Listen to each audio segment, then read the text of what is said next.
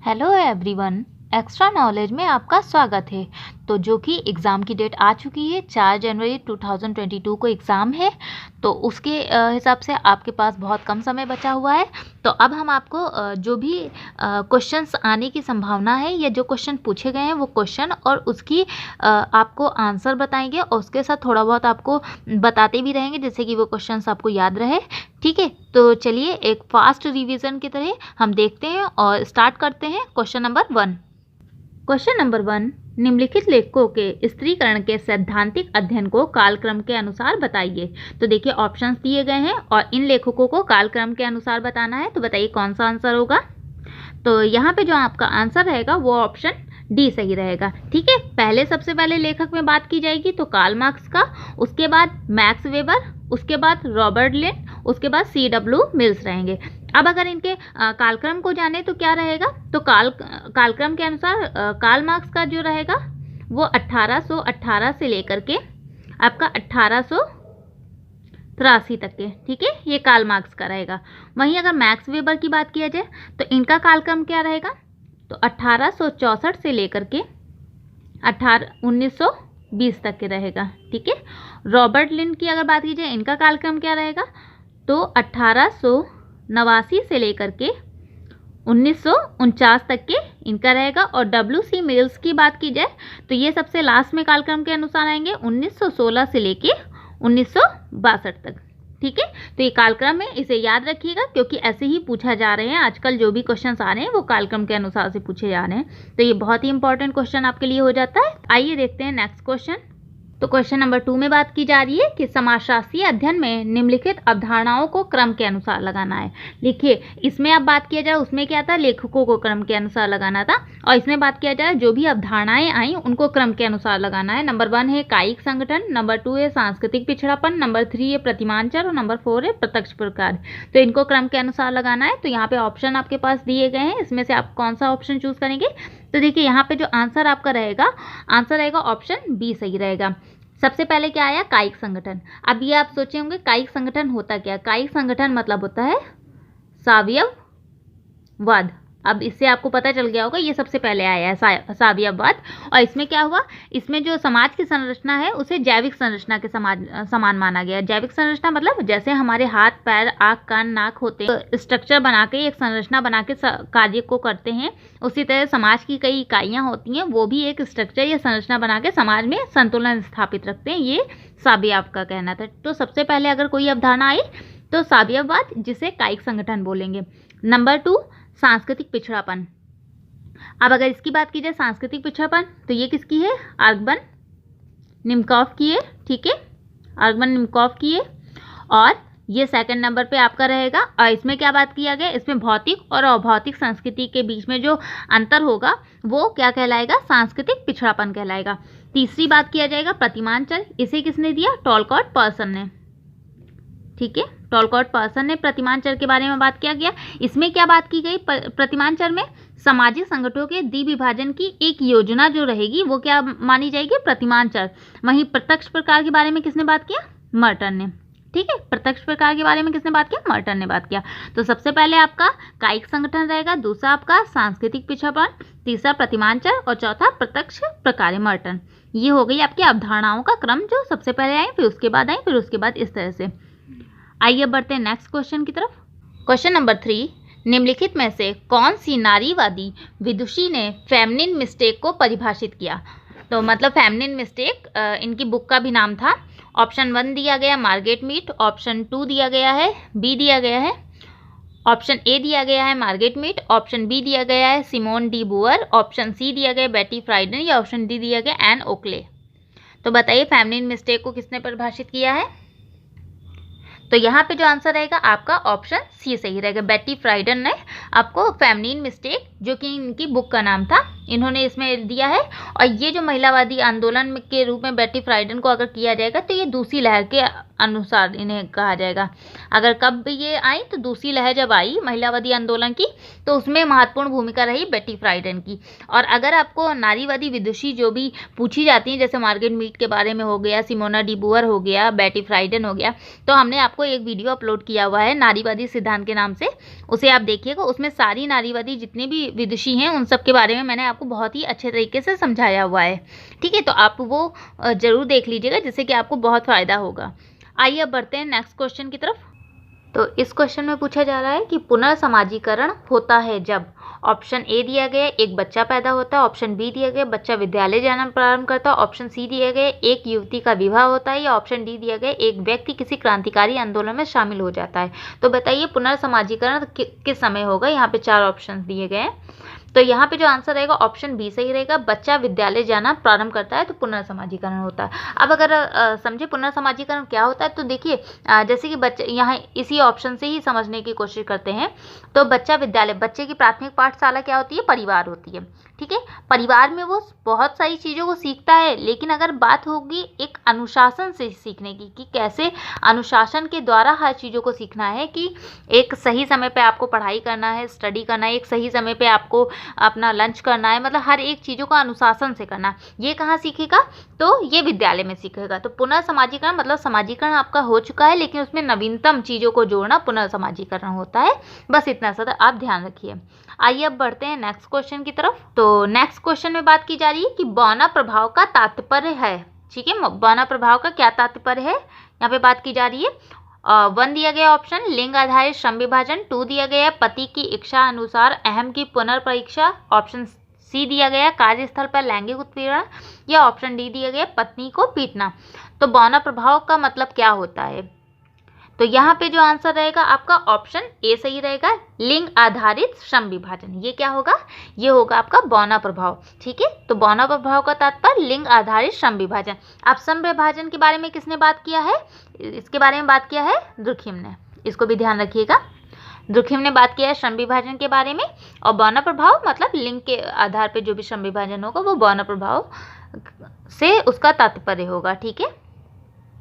आइए बढ़ते हैं नेक्स्ट क्वेश्चन की तरफ। और फ्रेंड्स अगर आप इसकी पीडीएफ चाहते हैं तो आप हमारे टेलीग्राम चैनल को ज्वाइन कर लीजिएगा, जिसमें आपको इसकी पीडीएफ प्रोवाइड हो जाएगी। और उसके अलावा आपको फेसबुक पेज पे ज्वाइन अगर हो जाते हैं तो उसमें आपको क्विज़ मिलता रहता है, तो आप उसे भी कर सकते हैं।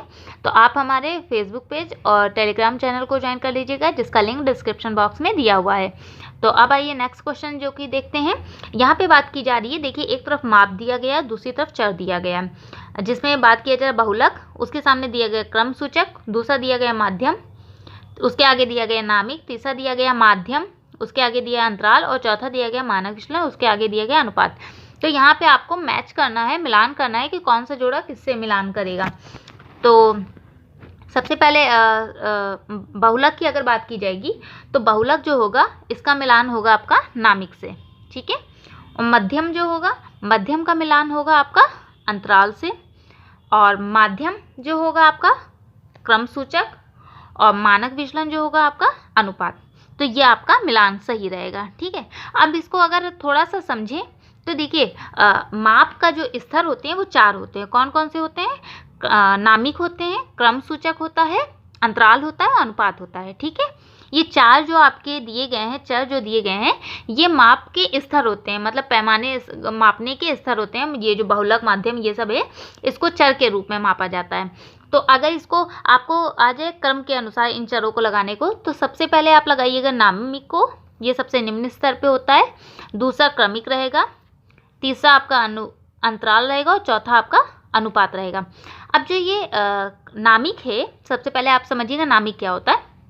तो ये जो नामिक है, नामिक का मतलब होगा, इसको हमने किससे ऐड किया है, बहुलक से। बहुलक में क्या होता है, जैसे बहुलक मतलब कई सारे अक्षर दिए गए हैं और आपको इसमें बहुलक ढूंढना है, तो आप 3 इसमें करेंगे। तो मतलब इसके अंदर कोई एक ऐसा पैमाना या रैंकिंग लिया जाता है जो सभी को इंडिकेट करेगा, सभी को डिनोट करेगा। जैसे अगर हम 3 लेंगे कि 3 बहुलक है, तो मतलब 3 कई बार दिया गया था इसलिए 3 बहुलक है, तो ये सभी चीज़ों को इंडिकेट कर रहा है। तो इसमें क्या होता है, सभी चीज़ों को लेना वो नामिक के अंतर्गत रहेगा। वहीं क्रमिक जो होगा आपका, इसका प्रयोग ऐसी चीज़ों को मापने से होता है जो बीच की चीज़ों को होते हैं, जैसे कि इसमें लिखा भी हुआ है माध्यम, ठीक है। क्रमिक सूचक मतलब बीच की चीज़ों को लेना, और मध्यम मतलब अंतराल, अंतर, बीच का अंतर जो हो वो मध्यम हो तो वो अंतराल, और मानक विचलन मतलब अनुपात, 0 से ऊपर जो भी चीज़ों का मापन होगा वो अनुपात के अंतर्गत रखा जाएगा। जैसे चुनाव में मतदान का गणना करना, ये सब क्या होगा, ये अनुपात होगा। और उसमें एक और चीज़ ध्यान रखिएगा, ये जो अंतराल और अनुपात है ये क्या होता है, ये मात्रात्मक होता है। क्रमिक और नामिक क्या होता है, ये गुणात्मक होता है। आई होप आपको समझ में आया होगा। अब आइए बढ़ते हैं नेक्स्ट क्वेश्चन की तरफ। तो इस क्वेश्चन में देखते हैं कि निम्नांकित रणनीतियों को सही क्रम में लिखिए, ठीक है। 1 दिया गया है महिला सबलीकरण, 2 दिया गया है महिला मुक्ति, तीसरा दिया गया है महिला और विकास, और चौथा दिया गया है लिंग और विकास। तो ये जो आपके आंदोलन या रणनीतियां हैं इनको सही क्रम में लगाना है, और इसका आंसर आप कमेंट बॉक्स में दीजिए। एक क्वेश्चन आपके लिए रहेगा जिसका आप कमेंट बॉक्स में कमेंट करके आप बताएंगे कि इसका आंसर क्या सही रहेगा। बाद में फिर हम आपको नेक्स्ट वीडियो में इसका आंसर बताएंगे। आइए अब बढ़ते हैं नेक्स्ट क्वेश्चन की तरफ। यहाँ पे लेखक दिए गए हैं और पुस्तकों के नाम दिए गए हैं। मार्गरेट मीड, उसके सामने द सेकंड सेक्स दिया गया, Simone de Beauvoir the dialectic of sex दिया गया, Kate Millett sex and temperament दिया गया, सुलामित फायरस्टोन सेक्सुअल पॉलिटिक्स दिया गया है। तो आप बताइए कौन से लेखक और उनकी पुस्तक सही सुमेलित है। तो देखिए मार्गरेट मीड की बात की जाए तो इन्होंने जो बुक लिखी थी उसका नाम था सेक्स एंड टेम्परामेंट, ठीक है। मार्गरेट मीड की बुक का क्या नाम था, सेक्स एंड टेम्परामेंट था। और सिमोना डी बुअर का कौन सा था, ये बहुत ही फेमस बुक है इनकी, द सेकंड सेक्स। ये द सेकंड सेक्स इसकी है, सिमोना डी बुअर की, और ये बहुत इंपॉर्टेंट कई बार पूछी गई है। उसके अलावा केट मिलेट की अगर बात किया जाएगा तो सेक्सुअल पॉलिटिक्स के बारे में इन्होंने बात किया है। और सुलामित फायरस्टोन ने कौन सी लिखी है, तो द डायलेक्टिक ऑफ सेक्स, ये इनकी बुक है। तो इस तरह से इसका मिलान रहेगा, Margaret Mead sex and temperament, Simone de Beauvoir the second sex, Kate Millett sexual politics, और Shulamith Firestone the dialectic of sex, ये पुस्तक के नाम ही याद रखिएगा। आइए अब बढ़ते हैं नेक्स्ट क्वेश्चन की तरफ। तो इस क्वेश्चन में बात किया जा रहा है जातीयता या एंथ्रोसेंट्रिज्म क्या होता है। ऑप्शन ए दिया गया अपनी संस्कृति के अनुसार दूसरी संस्कृतियों को आंकने की प्रवृत्ति, ऑप्शन बी दिया गया दूसरी संस्कृतियों की आदर से देखने की प्रवृत्ति, ऑप्शन सी दिया गया दूसरी संस्कृतियों को अपनी संस्कृति के बराबर समझने की प्रवृत्ति, या ऑप्शन डी दिया गया दूसरी संस्कृतियों के अनुसार अपनी संस्कृतियों को ढालने की प्रवृत्ति।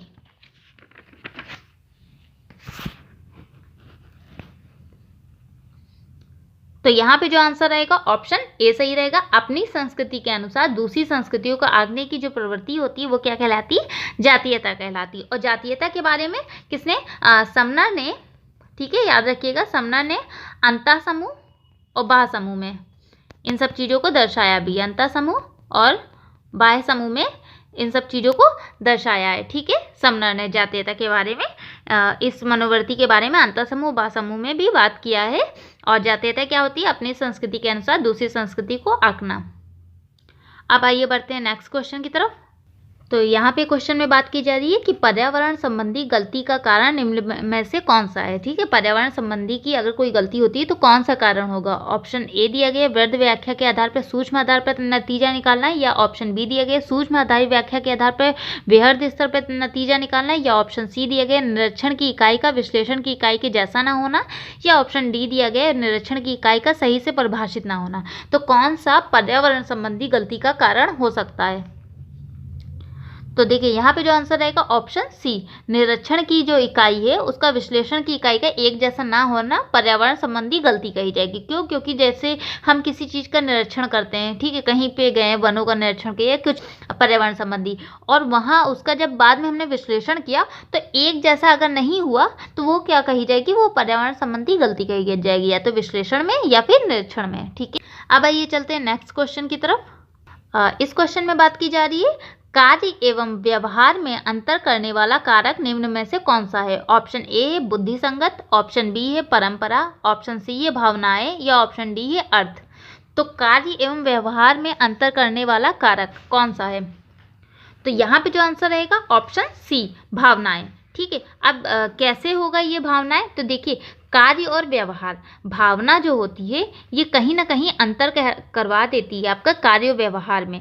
जैसे कि आपका कार्य कुछ और है लेकिन आपका व्यवहार कैसा है, बहुत ही पोलाइट रहने का, तो क्या होगा, कार्य आपका बहुत टफ है और आपका नेचर बहुत पोलाइट है, बहुत नर्म रहने का है, तो आपके कार्य में कहीं ना कहीं और व्यवहार में कहीं ना कहीं अंतर आएगा। या तो आपके कार्य में कमी हो जाएगी या आप व्यवहार में चेंज हो जाएंगे। तो ये जो कारक कौन सा होगा, ये भावना होगा। ठीक है, इस चीज़ को समझ गए होंगे आप।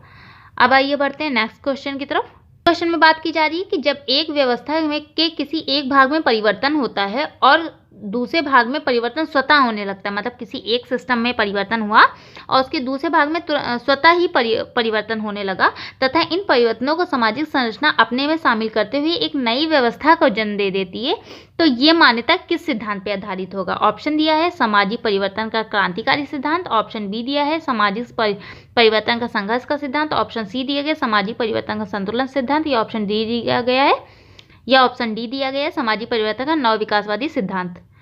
तो इस व्यवस्था के अनुसार कौन सा आपका सिद्धांत लागू होगा? तो यहाँ पे सिद्धांत आपका लागू होगा ऑप्शन सी।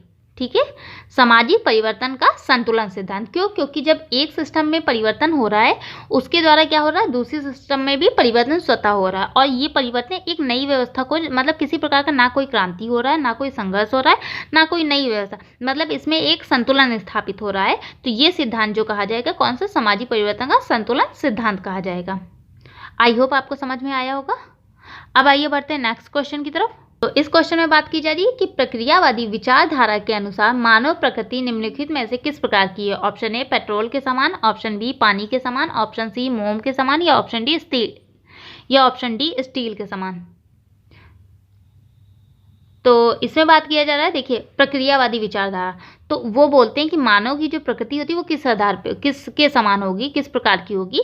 तो यहाँ पे जो आंसर रहेगा ऑप्शन बी पानी के समान। ठीक है, प्रक्रियावादी विचारधारा के लोग मानते थे कि मानव की जो प्रकृति है वो पानी के समान है। जैसे पानी हर चीज़ में ढल जाता है, वैसे मानव की भी प्रकृति ऐसी होती है, वो हर चीज़ में अपने आप को ढाल लेता है। ठीक है, तो ये प्रक्रियावादी विचारधारा के अनुसार था। अब आइए बढ़ते हैं नेक्स्ट क्वेश्चन की तरफ। क्वेश्चन में बात किया जा रहा है कि जब एक ही भूभाग में दो जनजातियां रहती हैं और एक दूसरे की संस्कृति का आदान प्रदान करती है जिससे उनकी आपसी भिन्नता कम होती है, तो इस प्रक्रिया को क्या कहेंगे? ऑप्शन ए वैश्विक समाजीकरण, ऑप्शन बी सहयोग, ऑप्शन सी समायोजन, या ऑप्शन डी आत्मसातीकरण। तो इसका आंसर बहुत ही ईजी है और ये भी आंसर आप ही लोग दीजिएगा। अब आइए हम बढ़ते हैं नेक्स्ट क्वेश्चन की तरफ। तो इस क्वेश्चन में बात की जा रही है कथन ए, बहुत से साधारण समाजों में धार्मिक प्रवृत्तियां कुछ आर्थिक प्रक्रियाओं का आवश्यक पहलू होती है। कारण आर दिया गया है कि साधारण समाज इन आर्थिक विशेषताओं में पाए जाने वाले दैविक आपदाओं से जागृत होते हैं।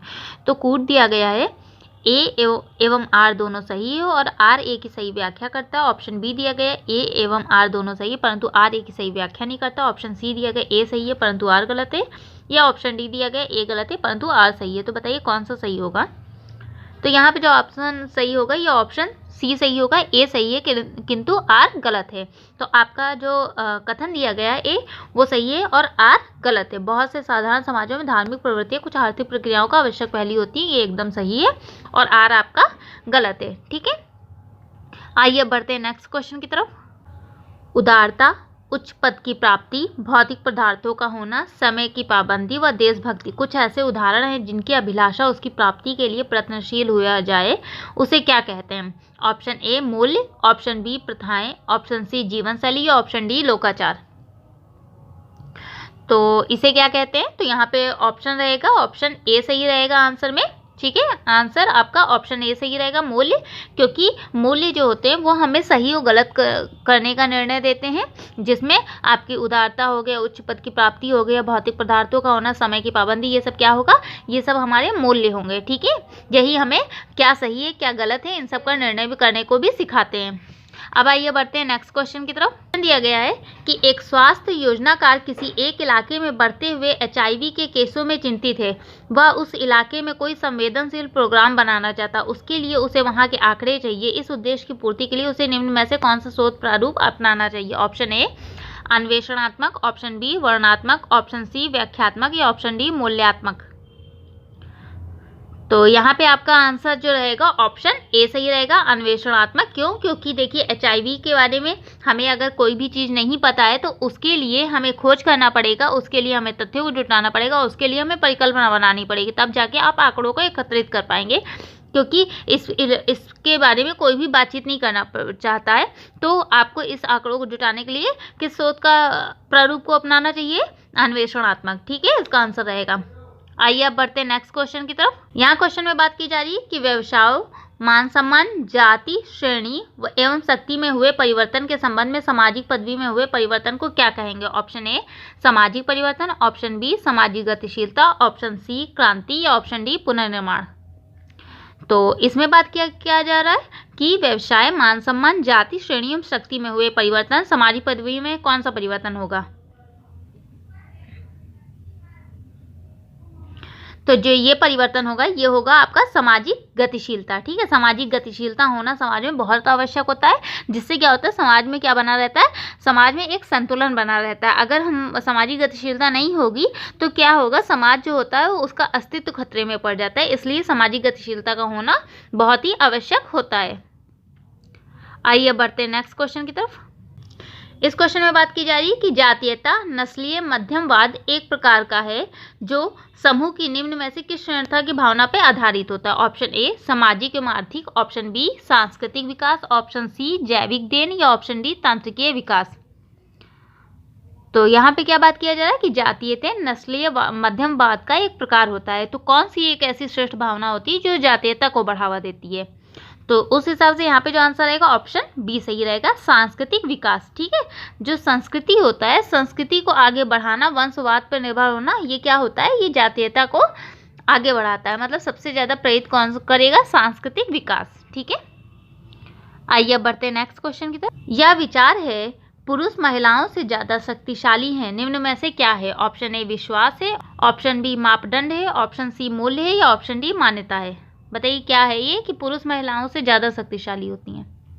तो यहाँ पे जो आंसर रहेगा ऑप्शन ए विश्वास। ठीक है, ये जो है कि पुरुष महिलाओं से श्रेष्ठ होते हैं, ये या तो आप कहिए पुरुषवादी सोच है या फिर आप मान सकते हैं ये केवल विश्वास है, इसके यथार्थता से कोई संबंध नहीं है। ठीक है, अगर आप बात करें कि ये यथार्थ है तो ये यथार्थ नहीं है, क्योंकि आज महिलाएं भी पुरुष के समान है। तो महिलाएं जो कि पुरुषों से ज़्यादा भी शक्तिशाली है, कुछ पुरुष भी कमजोर है, तो उस हिसाब से विश्वास कहा जाएगा। ठीक है, आइए बढ़ते हैं नेक्स्ट क्वेश्चन की तरफ। ये नेक्स्ट एंड लास्ट क्वेश्चन है। ठीक है, इसे भी समझते हैं। अदला बदली विवाह निम्नलिखित में से कौन दर्शाता है? ऑप्शन ए है एक्स वाई की बहन से विवाह करता है, वाई उसके बदले एक्स की बहन से विवाह करता है, ऑप्शन बी एक्स वाई से दहेज लेने के लिए विवाह करता है, ऑप्शन सी एक्स वाई से वधु धन के बदले विवाह करता है, या ऑप्शन डी एक्स वाई के बीच विवाह भेंट लेने देने के लिए होता है। तो बताइए अदला बदली विवाह क्या होता है? तो यहाँ पे जो आंसर रहेगा ऑप्शन ए सही रहेगा, एक्स वाई की बहन से विवाह करता है और फिर वाई क्या करता है? उसकी एक्स की बहन से विवाह कर लेता है। तो इसे अदला बदली विवाह कहा जाएगा और इसी को ग्रामीण जीवन में क्या बोला जाता है? लिन फरवा। ठीक है, इसे ही लिन फरवा विवाह भी कहते हैं। ठीक है, इस चीज़ को भी ध्यान रखिएगा। और आप लोगों को आई होप ये क्वेश्चंस और उसकी जो मैंने आपको समझाया समझ में आया होगा। प्लीज़ चैनल को सब्सक्राइब करें एंड शेयर करें। And thank you for watching my channel.